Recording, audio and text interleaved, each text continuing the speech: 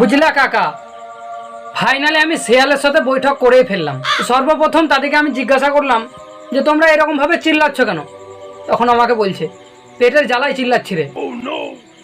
আমি বলছি পেটের জ্বালায় চিল্লাচ্ছ মানে? তখন আমাকে বলছে তোরা তো মাঠে কাঁকড়া তুলি না, লোটার ফালনা বাড়ার বাল নিয়ে এসে চাষ করে কাঁকড়ার গাঁটটা মেরে দিলি, মানে ওতে আমাদেরও গাঁটটা মারা গেল। আর যে লোকের খুলনা থেকে হাঁস মুরগি চুরি করতে যাব, তা প্রতিটা খুলনাতে ফিঙ্গারপ্রিন্ট মারা। আর মানুষের ফিঙ্গারপ্রিন্টের সাথে কি আমাদের ফিঙ্গারপ্রিন্ট মেলে? একটা বাড়িতে ফিঙ্গারপ্রিন্ট মেলে না। তারপর দেখছি একটা শেয়াল পাশে খুব কান্না করছে। আমি তাকে জিজ্ঞাসা করলাম তোর আবার কি হয়েছে? তখন বলছে আর বলিও না কাকা, আমি মাধ্যমিকে একটা বইয়ে ব্যাক পড়ে গেছি। আমি বললাম ঠিকই আছে, বোকাচোদা সারা বছর মাল করে ছুটে বেড়াবি তো ফেল পড়বি না? তারপর দেখছি কাকা একটা শেয়াল মানে পাতাল হয়ে গেছে, হাড্ডি মাড্ডি বেরিয়ে আছে। আমি জিজ্ঞাসা করছি যে এর আবার কি অবস্থা?